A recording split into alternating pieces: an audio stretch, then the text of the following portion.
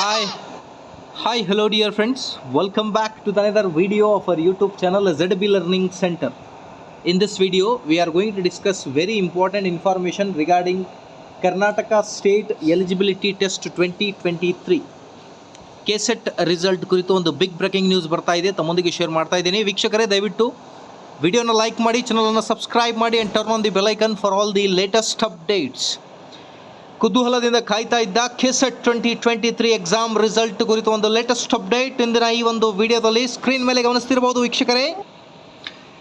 ವೀಕ್ಷಕರೇ, ನೀವು ಸ್ಕ್ರೀನ್ ಮೇಲೆ ಗಮನಿಸ್ತಿರ್ಬೋದು. ಇಂದು ಏಪ್ರಿಲ್ 8ಕ್ಕೆ KSET ಪರೀಕ್ಷೆ ಫಲಿತಾಂಶ ಪ್ರಕಟ.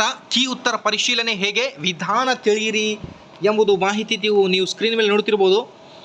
ಏಪ್ರಿಲ್ 8 ಕರ್ನಾಟಕ ಪರೀಕ್ಷಾ ಪ್ರಾಧಿಕಾರ KEA ಕಳೆದ ವರ್ಷಾಂತ್ಯಕ್ಕೆ ಜರುಗಿದ್ದ ಕರ್ನಾಟಕ ರಾಜ್ಯ ಅರ್ಹತಾ ಪರೀಕ್ಷೆ KSET 2023ಕ್ಕೆ ಅಂತಿಮ ಕೀ ಉತ್ತರಗಳನ್ನು ಬಿಡುಗಡೆ ಮಾಡಿದೆ.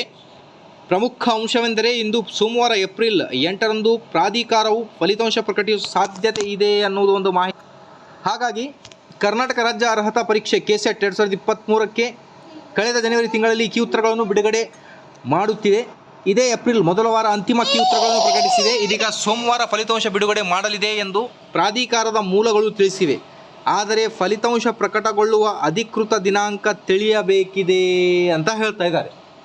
ಸೊ ಹಾಗಾಗಿ ವೀಕ್ಷಕರೇ, ಶಿಕ್ಷಕ ಆಕಾಂಕ್ಷಿಗಳೇ ಮತ್ತು KSET ಆಕಾಂಕ್ಷಿಗಳೇ, ಏನಾದರೂ ಲೇಟೆಸ್ಟ್ ಅಪ್ಡೇಟ್ ಬಂದರೆ KSET ರಿಸಲ್ಟ್ ಕುರಿತು ತಮ್ಮೊಂದಿಗೆ ಶೇರ್ ಮಾಡ್ತಾ ಹೋಗ್ತೀನಿ. Till then please like, share and subscribe. Thank you.